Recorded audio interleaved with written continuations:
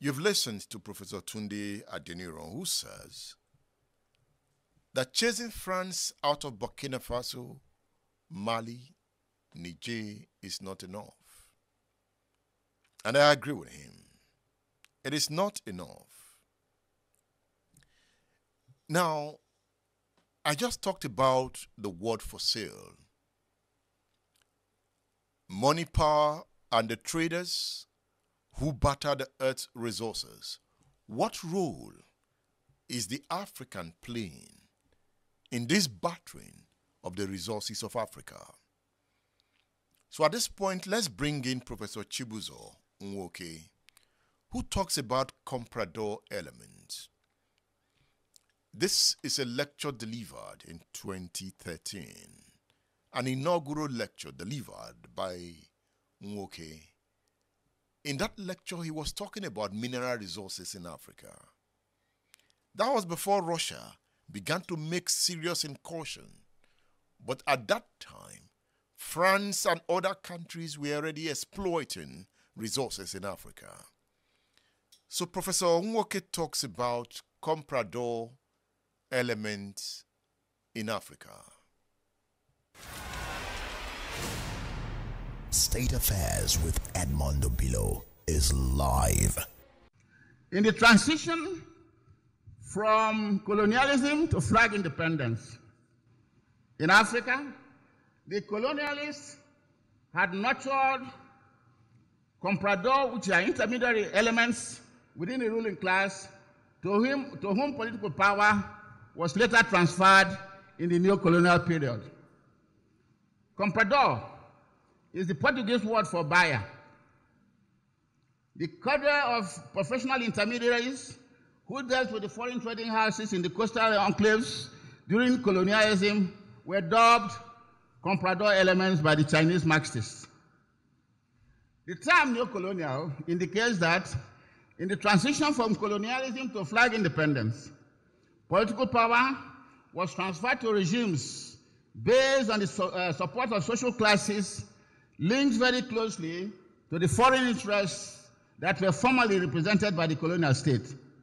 As the term is used here, comprador describes those professional intermediaries who organized the access of foreign mining companies to Africa's minerals in the neo-colonial period. In this respect, Nigerian middlemen, for example, constitute comprador elements within the Nigerian ruling class, with its representatives occupying government and business positions and controlling the state.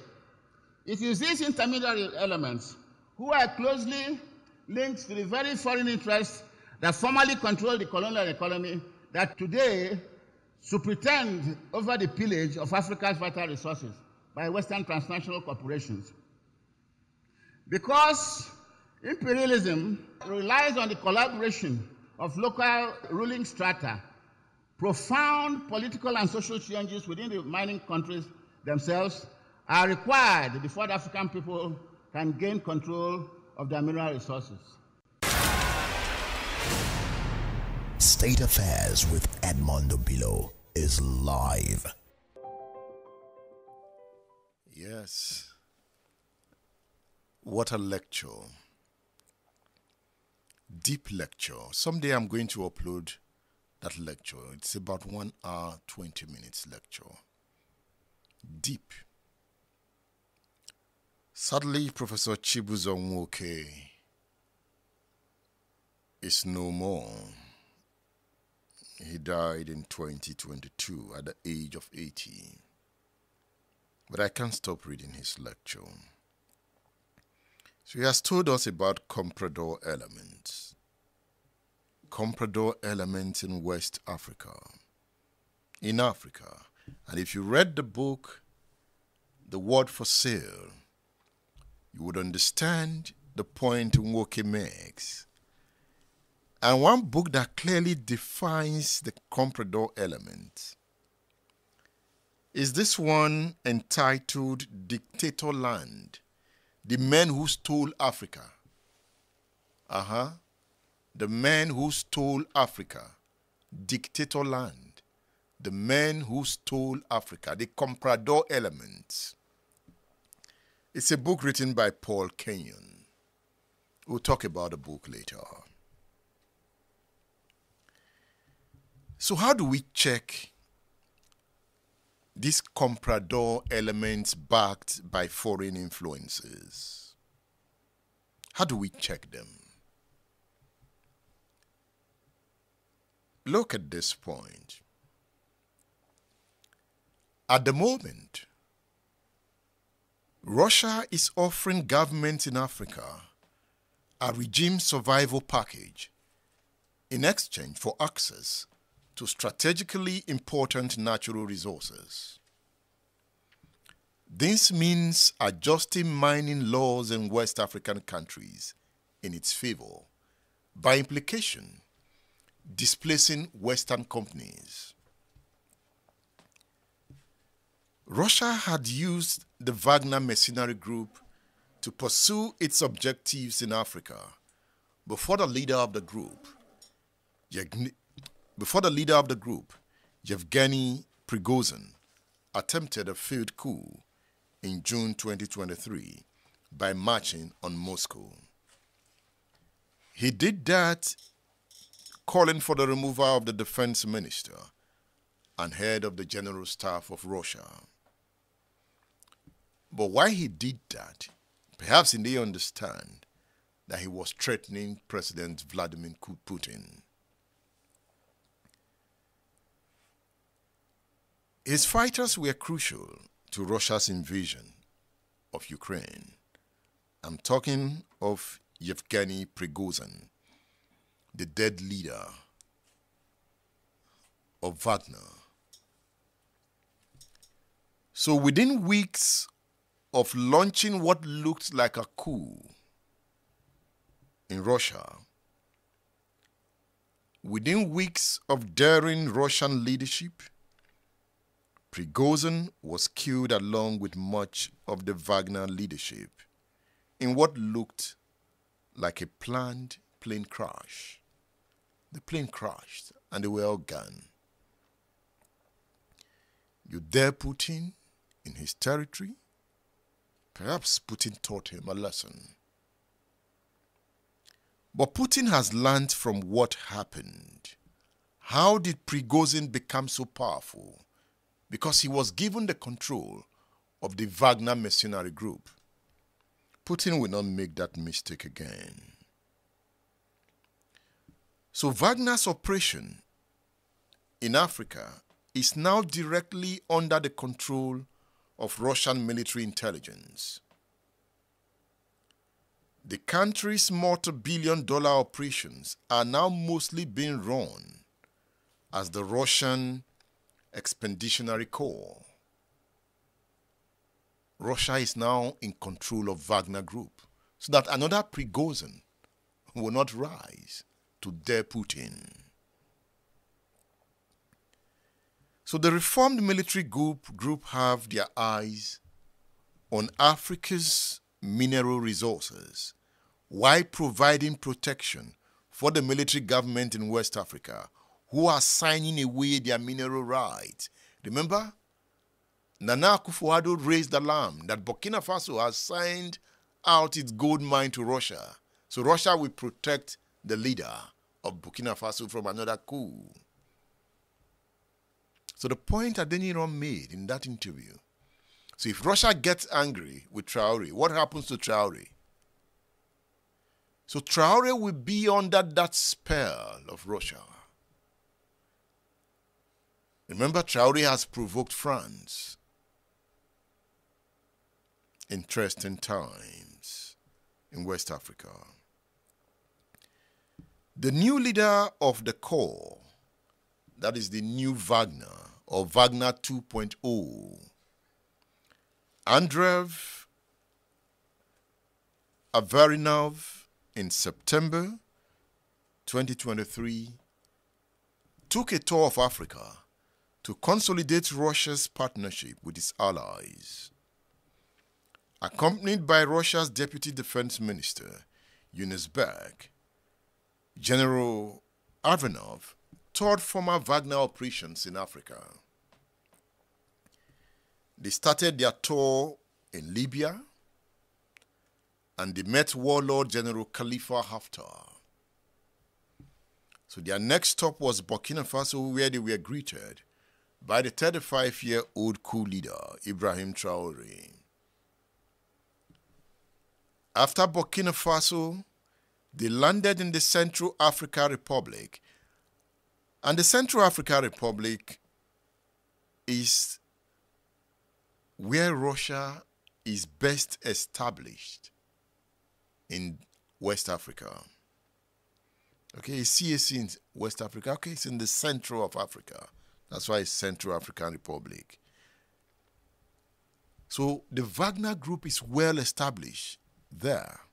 In fact, the Wagner Group helped to solve the civil war in Central African Republic. So from Central African Republic, they went to Mali to meet the leader of the junta there. So what is at play is foreign policy. What is at play is influence. And when you look at foreign policy, it is a reflection of the domestic aspirations of a state, in this case, Russia. It's a statement of goals or objectives of a country. It includes the techniques and ways by which the goals are to be pursued and achieved. It is also an assessment of a country's power relative to that of others. Russia's power relative to that of Mali, to that of Niger, to that of Burkina Faso. Foreign policy is defined by national interest, and Russia is pursuing its interest. Burkina Faso pursuing its interest.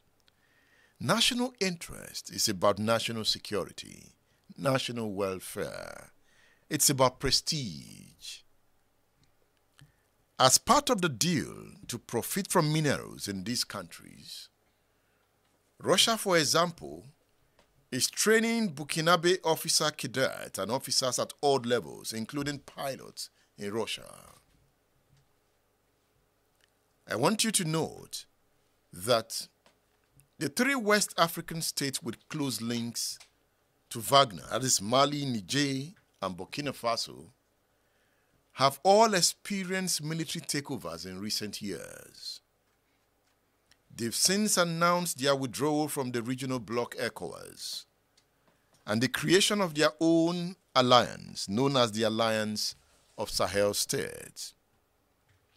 They are emboldened by their close ties to Russia and the need to prove to France and Western partners that their long years of economic exploitation has come to an end. This concerted push against France is also connected to the failure of the country to stop the ongoing Islamist insurgency, having been on ground running counterinsurgency operations for more than 10 years. So how do we check the influences of these powers in West Africa? Professor Tunde Adeniran again. He speaks on how to check the influences of these countries. State Affairs with Edmondo Bilo is live. Apart from these African leaders, African countries, trying to get these crisis areas, to mold them, to get them to toe particular lines favorable to their own perspective, you also see the external forces at work. If the mineral resources are not available to these outside forces, would they be able to maintain their standard of living? Would they be able to amass more resources, wealth, and so forth, to be able to dominate the world or to control us? The money they get, all the things they take from Africa are what we are borrowing back from them, putting us in perpetual debt. But they use the African. They use the African, yes. Remember Patrice Lumumba? Of course. Mobutu was used. Oh, yes.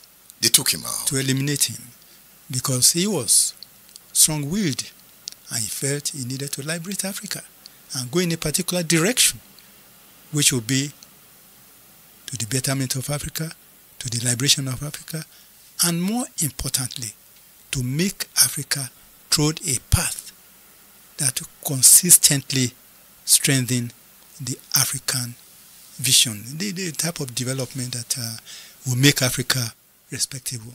Professor Adeniro, I'm still on the Congo. That country in recent time has fought 2 devastating wars. How do we stop the big players in world politics from controlling Congo? It is a war of resources. When they got tired of Mobutu, they kicked him out. They brought in Kabila. At some point, Kabila was assassinated. There is still no peace in the Congo, and you have mentioned the influence of external forces. How do we check them in Africa? We can check the external influences. We can do that not by appealing to them to please leave us alone, but by taking appropriate actions. I did say earlier on that the policies that we pursue, the goals that drive us, these are the things that will enable those people, that will tell them, look, the signal will be clear that indeed Africa has come of age and that we want to be left alone, not by mere vocalizing it, not through any advocacy and all that, but by the actions that we take. Those actions will checkmate them. In other words, we have to be able to secure ourselves. But there must be security, internal security. There must be stability. So long as we continue to make ourselves vulnerable, so long as we continue to have leaders who are not committed to national development, to African development and security, we will not be able to get out of the chains of these former colonial powers and other superpowers. State Affairs with Edmondo Bilo is live.